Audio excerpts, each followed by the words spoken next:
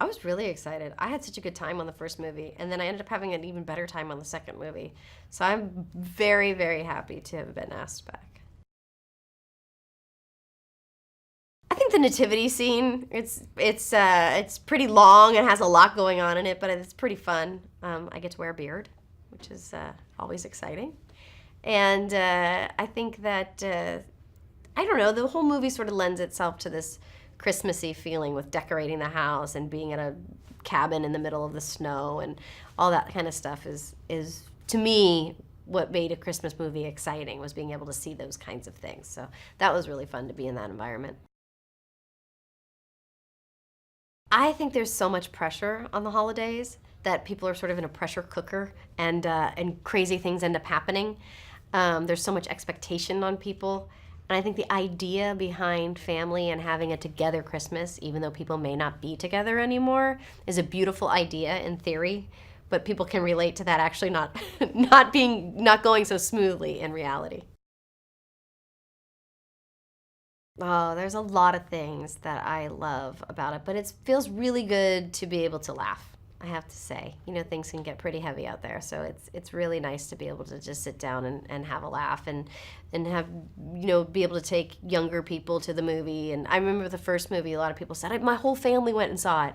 So the idea that potentially, multi-generational families can come and see the movie is nice.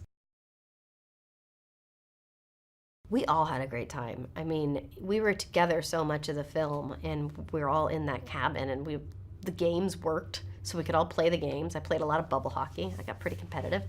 And we just sat on those couches and talked and hung out, and you get to see the kids grow up from one movie to the next, and they're so sweet and so talented, and everybody there has just their own unique energy, and it contributes to the whole vibe, and the ensemble seemed to really work well together. I think, the grandfathers are a perfect sort of amplification of their sons.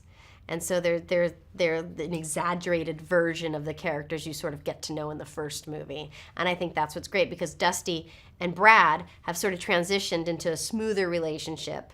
But and here come their fathers, and they're sort of a magnified version of that relationship, and everybody's at odds again.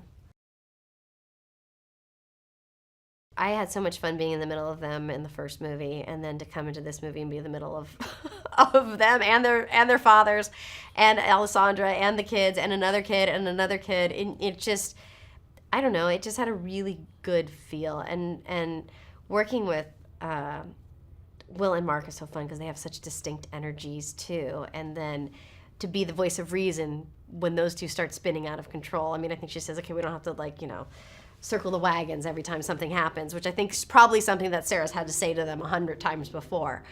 So it's really fun, and they make me laugh, and they're so sweet to me, and we have a really, really good time, and it felt really nice to come back and be able to work with everybody again. We were having Thanksgiving dinner, and my sister's roof was on fire, and we didn't know it, but somebody had put something in the fireplace, and then it went up the flue and caught the roof on fire.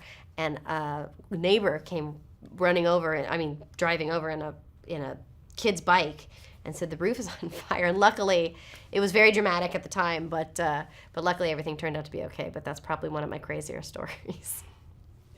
Awesome. Besides the time that we all got food poisoning.